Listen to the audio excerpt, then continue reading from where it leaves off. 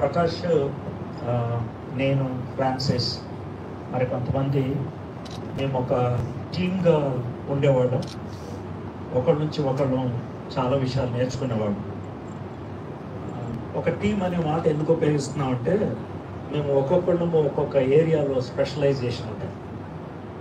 మేము ఎప్పుడు కంపీట్ అయ్యేవాళ్ళం కాదు, కానీ ఎప్పుడు కూడా ఒకరికొకరు కాంప్లిమెంట్ చేసుకునేవాళ్ళం.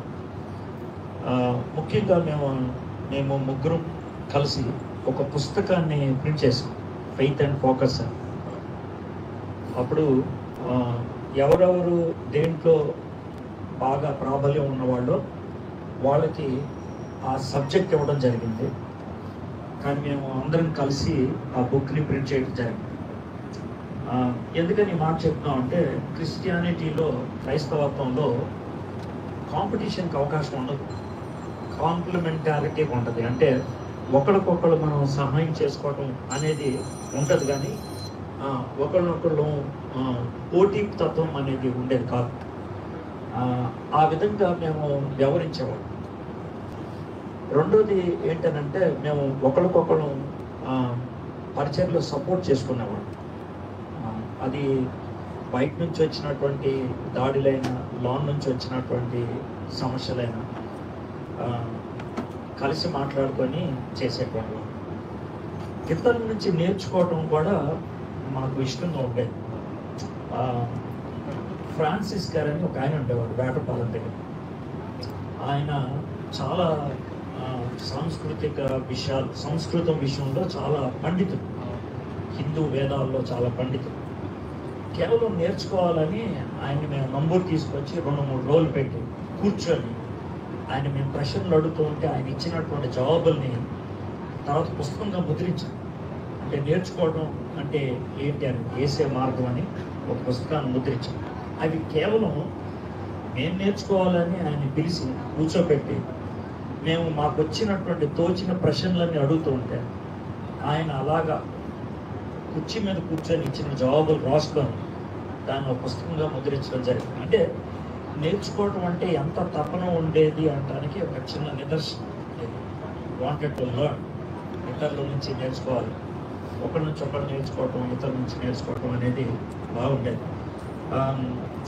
నా లైఫ్లో 2 వ్యక్తులు చాలా త్వరితగతిలో చనిపోయారు. ప్రకాష్ ఒకడు, ప్రవీణ్ పగడాలు.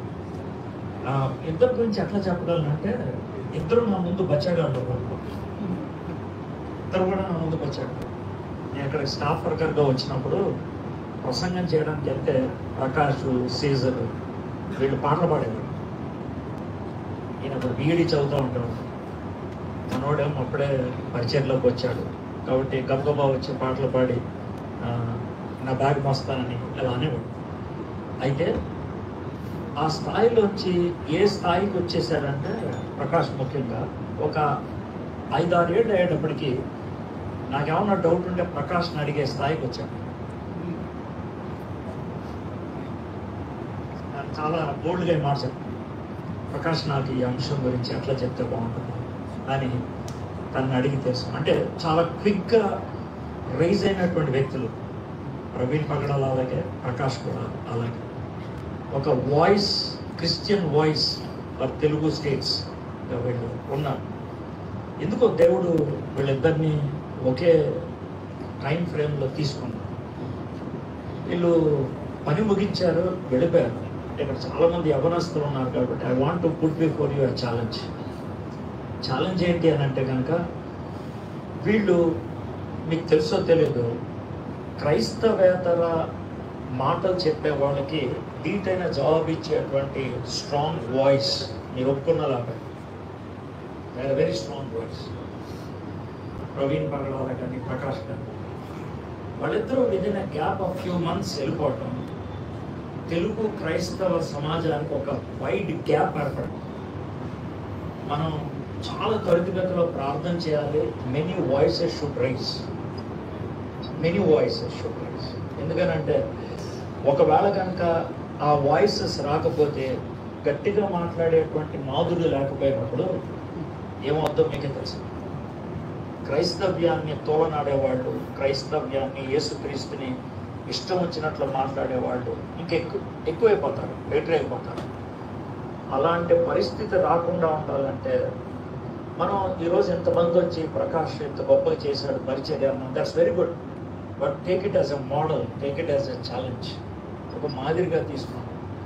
మనందరం కూడా సిద్ధపడదాం, మనందరం కూడా ఆ గ్యాప్ని ఫిల్అప్ చేయడానికి దేవుడు మనల్ని వాడుకోవాలి.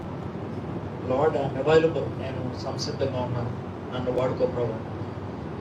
ప్రకాష్ విషయం అంటే లేడు వెళ్ళిపోయాడనే బాధ ఉన్నప్పుడు కూడా తాను ఈ లోకంలో పడినటువంటి శ్రమ చాలా ఎక్కువ. లాస్ట్ డేస్లో చెప్తా ఉన్నారు, చాలా ఎక్కువ శ్రమ గుండా వెళ్తున్నాడు. దేవుడు ఆ శ్రమ నుండి ఉపశమనాన్ని ఇచ్చి ఆయన తీసుకొని చివరి క్షణాల్లో మాట్లాడినటువంటి మాటల గురించి వింటా ఉన్నప్పుడు it is a well prepared death, well prepared exit. చాలా కొద్ది మంది ఆ విధంగా ప్రిపేర్ అయ్యి ఈ లోకాన్ని విడిచి వెళ్తారు. చాలా కొద్ది మందికి నేను ఇప్పుడు ఇంకా దేవుని దగ్గరికి వెళ్తున్నాను, లేకపోతే ఈ లోకాన్ని విడిచి వెళ్తున్నాను అనేటువంటి అవగాహన ఉంటుంది. ఆ కొద్ది మందిలో ఈయన ఒకడు ఉండటం అనేది గొప్ప భాగ్యం. It's a privilege. God has given that privilege to though you went through pain, శ్రమ గుండా వెళ్ళినప్పటికీ. So we need to pray for a death which is well prepared even for us. మన విషయంలో కూడా అది. So Prakash is a great friend, మంచి మిత్రుడు. చాలా విషయాలు కలిసి మాట్లాడుకుంటూ ఉంటాం. We learned a lot. ఈ బ్యూటీ ఏంటంటే చాలాసార్లు మేము వాదించుకున్నాం. ఎంత వాదించుకున్నాం అంటే పక్కన ఎవరైనా చూస్తే మా ఇద్దరిని శత్రువులు అనుకునేవాడు. అంటే సబ్జెక్ట్ విషయాలు అలా వాదించుకునేవాడు. అంటే దేవుని వాక్యం విషయంలో ఒక పాసేజ్ గురించి ఎంత వాదించుకున్నామంటే మొహం ఎర్రగా అయిపోయి కొట్టుకుంటారేమో అనుకునేవాడు. But that is only related to topics, not to persons. అది కూడా మీకు ఎందుకు షేర్ చేస్తున్నానంటే దేవుని వాక్యాన్ని నేర్చుకోవాలి, సత్యాన్ని గ్రహించాలి, రాజీ పడకూడదు. అంటే ఏదో చెప్పారు కదా అని వినకూడదు, కన్విన్స్ అవ్వాలి, ఒప్పింపబడేటంత వరకు కూడా అంగీకరించాలి. ప్రజలు చాలామంది ప్రకాష్ని మొండోడు అంటారు, కానీ దానికి ఒక పాజిటివ్ సైడ్ ఉంది. ఏంటో పాజిటివ్ సైడ్ ఏంటంటే తాను గ్రహించేటంత వరకు, తాను అర్థం చేసుకునేటంత వరకు ఒప్పుకోవడం. ఈ విల్ నాట్ యాక్సెప్ట్. ఇన్ఫ్యాక్ట్ క్రైస్తవులుగా ఆ ధోరణి ఉండడం అనేది అవసరం. లేదనంటే సత్యాన్ని మనం సత్యంగా చూడడం, దాన్ని నీళ్లు గార్చేస్తాం, నీరు గార్చకుండా ఉండాలి. అందుకనే తాను మాట్లాడేటప్పుడు ఎవరన్నా వింటే కనుక పొగరెక్కువ, లేకపోతే ఈయనకి మొండి ఎక్కువ అని అనుకుంటారు. కానీ క్రిస్టియన్స్ ట్రూత్ మాట్లాడితే అలాగే ఉంటుంది, రాజీ పడకుండా మాట్లాడగలిగేటట్టు. We can learn lot from this man. ఈ వ్యక్తి జీవితాల నుంచి మనం చాలా నేర్చుకోగలుగుతాం. చిన్న ప్రార్థన చేస్తాం. అదేమో మా ప్రభు ప్రకాశం బట్టి మీకు వందనాలు చెల్లిస్తున్నాం తండ్రి. తెలుగు రాష్ట్రాల్లో గత కొద్ది కాలంగా ప్రభు మీ స్వరంగా దాన్ని మీరు వాడుకున్నారు, మీకు వందనాలు చెల్లిస్తున్నాం ప్రభు. మీ బోరగా తను మీరు వాడుకున్నారు ప్రభు, మీకు వందనాలు చెల్లిస్తున్నాం. నేను అనేక విషయాల్లో ప్రభు క్రైస్తవుల్ని తోలనాడినప్పుడు, క్రైస్తవ సత్యాన్ని ప్రభు ప్రశ్నించినప్పుడు మొహమాటం లేకుండా, ఏమాత్రం ప్రభు జంకకుండా, ధైర్యంగా ప్రభు ఎలాంటి పరిస్థితులు వచ్చినా పర్లేదు అన్నట్లు నిలబడి మాట్లాడేటువంటి వ్యక్తుల్లో ప్రకాష్ని ఒకటిగా చేసుకొని వందనాలు చెల్లిస్తున్నాం.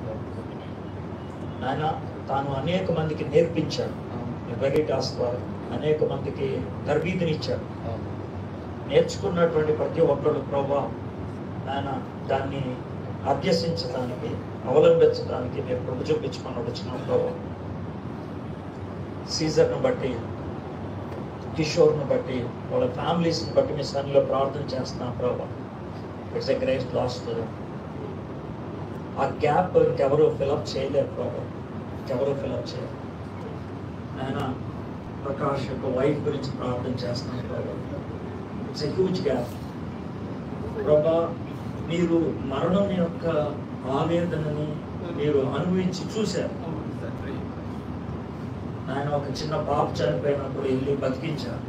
నయీన్ అనే ప్రాంతంలో ప్రభా విధవరాలు తన కుమారుడు చనిపోయినప్పుడు కరుణించి మీరు తిరిగి లేపారు. లాజర్ చనిపోయినప్పుడు అల్టిమేట్ ప్రభావ మీరు వెళ్ళి ఏడ్చారు. అది మాకు కంఫర్ట్ ఇస్తుంది ప్రభావ. చావు ఎలాంటి ఎడబాటుని కలిగిస్తుందో, ఎలాంటి ఎమోషనల్ ట్రామా గుండా వెళ్తారో మీరు అనుభవించారు, కన్నీరు విడిచారు. కాబట్టి ప్రభా ఎవరు కూడా ఆదరించలేరు ప్రభా. మరణము మాకు ఇష్టమైనటువంటి వాళ్ళకి కలిగినప్పుడు మీరు తప్పించి, తాత్వికంగా ప్రభా మనసులో ప్రభా మరణం తర్వాత పునరుద్ధరణ ఉన్నది అని మేము నమ్మినప్పటికీ ద గ్యాప్ ఈస్ గ్యాప్ ప్రభా. ఆ గ్యాప్ని ఫుల్ఫిల్ చేయగలిగేది మీరు ఒక్కళ్ళే ప్రభా. మీరు సహాయం చేయమని అడుగుతున్నాను.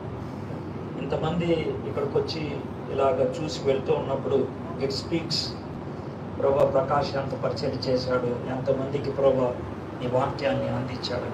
Thank you so much for his life. Thank you so much for his life. Thank you so much for all the gifts you have given to him and he fully used it for your glory and for your Kingdom. మీకు వందనాలు చెల్లిస్తున్నాను తండ్రి. సమస్త ఘనత మహిమ మీకు ఆరోపిస్తూ మేమందరం ఒకరోజు కలుసుకుంటాం అనేటువంటి నిరీక్షణతో క్రైస్తవులంగా నాయన మేము ఒక వ్యక్తి మరణించినప్పుడు తిరిగి కలుసుకుంటాడనే నిరీక్షణ మాకుంది ప్రభు. క్రీస్తు యొక్క పునరుద్ధానం బట్టి ఆ నిరీక్షణ మమ్మల్ని ధైర్యపరచగలిగినట్లు కృప చూపించమని యేసు నామములో ప్రార్థన చేయించున్నాం తండ్రి.